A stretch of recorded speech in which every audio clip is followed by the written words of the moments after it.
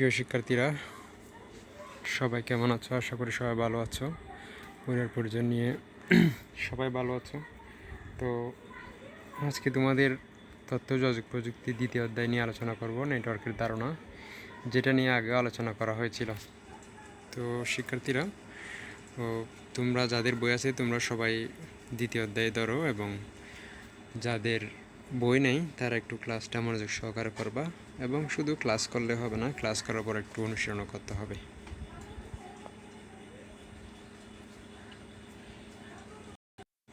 তো শিক্ষার্থীরা, দ্বিতীয় অধ্যায় হচ্ছে নেটওয়ার্ক, কম্পিউটার নেটওয়ার্ক। এর আগে আমরা নেটওয়ার্কের ধারণা নিয়ে আলোচনা করছিলাম। এখানে দেখতে পাচ্ছ তোমরা অনেকগুলো তারের সংযোগ, এগুলো হচ্ছে এক একটা নেটওয়ার্কের তার এবং সংযোগ, ঠিক আছে। তো আমরা এর আগে নেটওয়ার্কের ধারণা, সার্ভার, প্রিন্টার, ইন্টারনেট, এগুলো নিয়ে আলোচনা করছিলাম। আর একটু সংক্ষেপে বলে দিই, সার্ভার হচ্ছে যেটা অনেকগুলো কম্পিউটার বা অনেকগুলো কম্পিউটারকে ইন্টারনেটের সেবা দিয়ে থাকে, যেখানে বিভিন্ন কম্পিউটার যুক্ত থাকে এবং বিভিন্ন সার্ভারও যুক্ত থাকে। তো ক্লায়েন্ট হচ্ছে কি, যারা সেবা নেই। ধরো যদি ব্যবসার ক্ষেত্রে যদি কেউ কারো থেকে সেবা নেই, তাকে আমরা ক্লায়েন্ট বলি। কম্পিউটারের ক্ষেত্রেও একই, যারা এখান থেকে আমরা বিভিন্ন নেটওয়ার্ক থেকে বা বিভিন্ন কম্পিউটার থেকে সেবা নিই, তারা হচ্ছে কি ক্লায়েন্ট। মিডিয়া দেখো, মিডিয়া বলতে যেটা বুঝে, এটা হচ্ছে মিডিয়া মানে হচ্ছে তোমার ওই ছবি, অডিও, ভিডিও, সাধারণত এগুলোকে মিডিয়া বলে। তবে এখানে মিডিয়া বলতে কয়েকটা ডিভাইসকে বুঝেছে, একটু পরে দেখলে বোঝা যায়।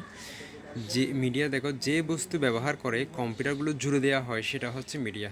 যে বস্তুগুলো বলতে এখানে কম্পিউটারের তার আছে, তোমার কেবল আছে, তারপর নেটওয়ার্ক কার্ড আছে, হ্যাঁ, ইন্টারনেট সংযোগ, এগুলো হচ্ছে মিডিয়া। এখানে কি বলছে দেখো, বৈদ্যুতিক তার, কোএক্সিয়াল কেবল, অপটিক্যাল ফাইবার ইত্যাদি মিডিয়া হতে পারে। আবার অনেক সময় দেখা যায় কোনো মিডিয়া বা বৈদ্যুতিক তারটার কোনো কিছু ব্যবহার না করেও আমরা ওয়াইফাই ইউজ করি না, এখন বেশিরভাগ ফ্যামিলিতে থাকে। ওয়াইফাই ব্যবহার করেও কম্পিউটার নেটওয়ার্কে জুড়ে দেওয়া যায়, এগুলো হচ্ছে মিডিয়া। তারপরেও মিডিয়া বলতে যেটা বোঝে সেটা হচ্ছে ছবি, অডিও, ভিডিও, এগুলাকে সংক্ষেপে মিডিয়া বলে। এরপর দেখেন নেটওয়ার্ক অ্যাডাপ্টার বা এনআইসি কার্ড, এটা নিয়ে হয়তো আগে আলোচনা করছিলাম, ঠিক মনে পড়তেছে না, তারপরে একটু বলি।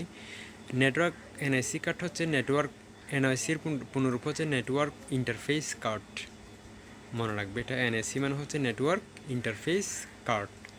তো এটা কম্পিউটারকে যখন আমরা নেটওয়ার্কে জুড়ে দিই, তখন এটা ডাইরেক্টলি নেটওয়ার্কে জুড়ে দেওয়া যায় না। সেটার জন্য কম্পিউটারের সাথে একটা কী দরকার, কার্ড দরকার, যেটা নেটওয়ার্কে ব্যবহার করতে আমাদেরকে কী করবে, সাহায্য করবে।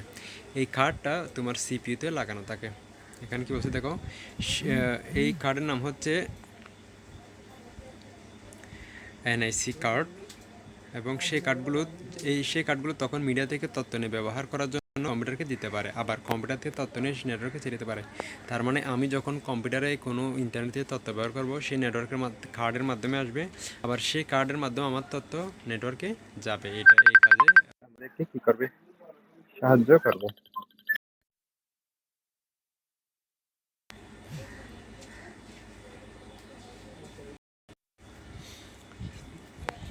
তারপরটা হচ্ছে রিসোর্সের কাজ কি?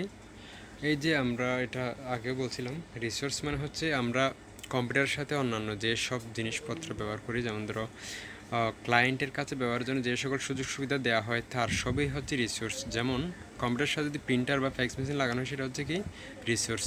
এই প্রিন্টার, ফ্যাক্স মেশিন এটা সোজা লাগানো হতে পারে, অথবা নেটওয়ার্কের মাধ্যমে যুক্ত হতে পারে। এখানে দিকে হচ্ছে কম্পিউটার দিয়ে কেউ যদি সার্ভারে রাখা একটি ছবি আঁকার সফটওয়্যার ব্যবহার করে, সেটিও রিসোর্স। সার্ভার থেকে, যেমন ধরো আমরা অনেকেই ইন্টারনেটে কাজ করি, তো ইন্টারনেটের মাধ্যমে আমরা কোনো একটা অ্যাপসে ঢুকে যদি কোনো একটা ছবি এডিট করি বা কোনো একটা ভিডিও বানাই, তাহলে সেটা সফটওয়্যারটা হচ্ছে আমাদের জন্য কি রিসোর্স।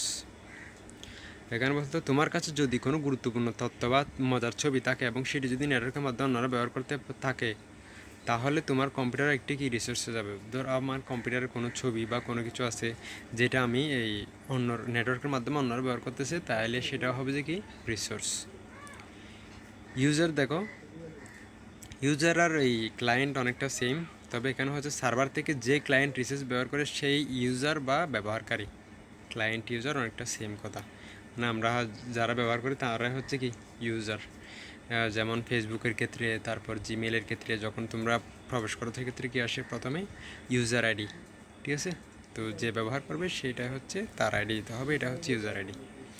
প্রোটোকল দেখো, ভিন্ন ভিন্ন কম্পিউটারগুলোকে যখন একটা কম্পিউটারে একসাথে যুক্ত করা হয় তখন যোগাযোগের জন্য কিছু নির্দিষ্ট নিয়ম মেনে নিতে হয়। এইসব নিয়ম মেনে তথ্য আদান প্রদান করতে হয়। যারা নেটওয়ার্ক তৈরি করে তারা আগে থেকে ঠিক করে নেয় কোন ভাষায় কোন নিয়ম মেনে এক কম্পিউটার অন্য কম্পিউটারের সাথে যোগাযোগ করবে। এই নিয়মগুলো হচ্ছে কি প্রোটোকল। যেমন ইন্টারনেট ব্যবহার করার প্রোটোকল হচ্ছে কি হাইপারটেক্সট ট্রান্সফার প্রোটোকল, HTTP। এটা পূর্ণরূপ, মনে রাখবে এটা।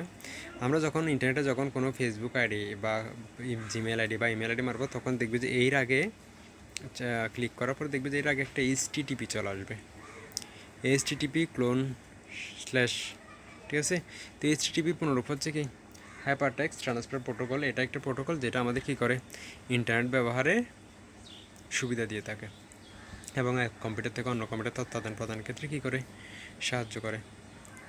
তো শিক্ষার্থীরা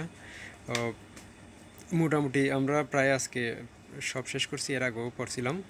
তাহলে আমাদের ইয়া হচ্ছে কি ওই server, client, media, network adapter, resource, user, protocol, client, এগুলো সম্পর্কে আমরা আজকে জানলাম। পরবর্তী ক্লাস আমরা ট্রাপোলজি সম্পর্কে জানবো, নেটওয়ার্ক ট্রাপোলজি, ঠিক আছে। এবং এই ক্ষেত্রে ধরতে গেলে নেটওয়ার্কের প্রকারভেদও বলা হয়, এটা সম্পর্কে আমরা জানবো। তো শিক্ষার্থীরা তোমরা এর আগের পাঠ ভালো করে পড়ে ফেলবা। সবার জন্য শুভকামনা রইল, ভালো থাকবে সবাই, ধন্যবাদ। আসসালামু আলাইকুম ওয়া রাহমাতুল্লাহি ওয়া বারাকাতুহু।